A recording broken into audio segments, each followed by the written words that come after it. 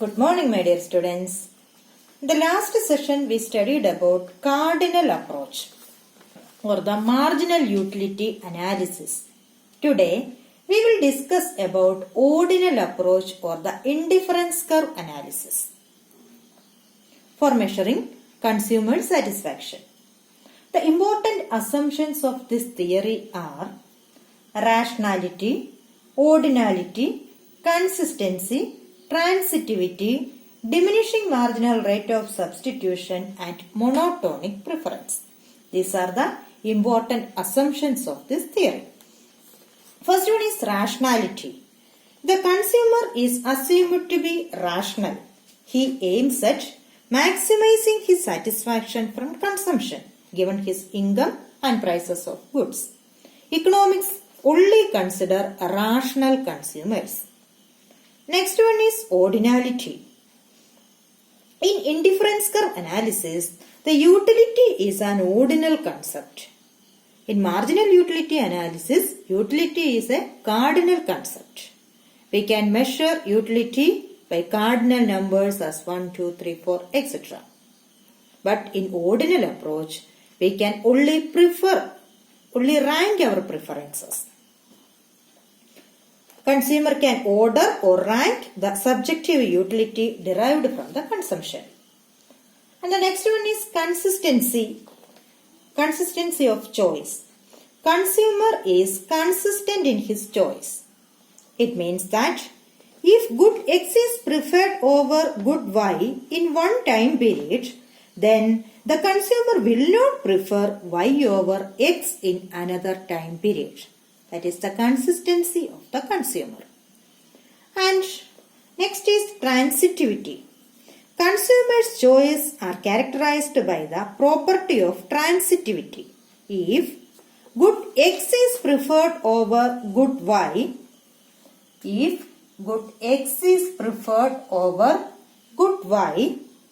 and good Y is preferred over good Z, the good Y is preferred over good Z, then good X is also preferred to good Z. Good X is also preferred to good Z.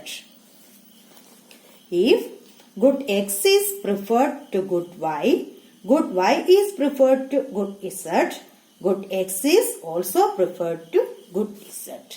That is transitivity. Transitivity of choice. Next assumption is diminishing marginal rate of substitution. Marginal rate of substitution is defined the amount of good Y the consumer is willing to give up to consume an additional unit of good X. Consumer രണ്ട് goods consume ചെയ്യുന്നു, എക്സും വൈയും. ഒരു unit X കിട്ടാൻ വേണ്ടി consumer എത്ര unit Y sacrifice ചെയ്യാൻ തയ്യാറാകുന്നു എന്നുള്ളതാണ് marginal rate of substitution. Marginal rate of substitution is the ratio of units of good Y that the consumer is willing to sacrifice to get an additional unit of X, so that his total utility remains the same. His total utility remains the same. Marginal rate of substitution is equal to number of units of good Y willing to sacrifice divided by number of units of good X willing to gain. That is change in Y or delta Y divided by delta X. Delta Y divided by delta X. Law of diminishing marginal rate of substitution states that the consumer will be willing to sacrifice lesser units of good Y so as to gain each additional unit of good X. This is an extension of law of diminishing marginal utility. Diminishing marginal rate of substitution അനുസരിച്ച് consumer എക്സിന് വേണ്ടി ഉപേക്ഷിക്കുന്ന വൈയുടെ അളവ് consumption കൂടുന്നതനുസരിച്ച് കുറഞ്ഞുകൊണ്ടിരിക്കും. sacrifice of y is reducing according to the increase in consumption. Consumption കൂടുന്നതനുസരിച്ച് എക്സിന് വേണ്ടി ഉപേക്ഷിക്കുന്ന വൈയുടെ അളവ് കുറഞ്ഞുകൊണ്ടിരിക്കും എന്നുള്ളതാണ് diminishing marginal rate of substitution. And the last assumption is monotonic preference.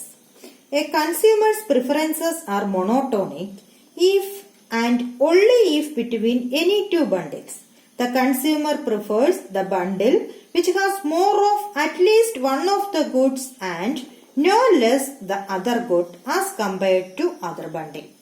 അതായത് ഈ രണ്ട് ഗുഡ്സിനുള്ളിൽ കൺസ്യൂമറിന് ഏത് പ്രിഫർ ചെയ്യണം എന്നുണ്ടെങ്കിൽ കൺസ്യൂമർ ഉറപ്പായിട്ടും ഫസ്റ്റ് ബണ്ടിലെ കൺസിഡർ ചെയ്യത്തുള്ളൂ. That is 310.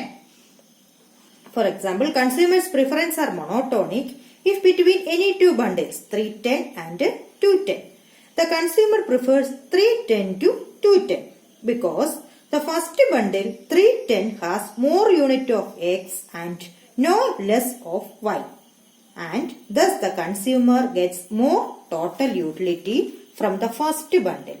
So he prefer only the first bundle. This is the monotonic preference of the consumer. Next is indifference curve. An indifference curve shows different combinations of two goods that yield same level of utility or satisfaction to the consumer. An indifference curve shows different combinations of two goods that give same level of satisfaction to the consumer.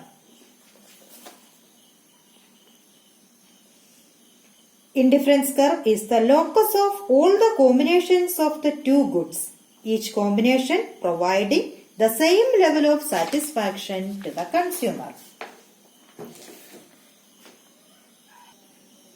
Here, all the points on the indifference curve IC1, where point A and B yield the same level of satisfaction. They are equally desirable to the consumer, or he is indifferent between them.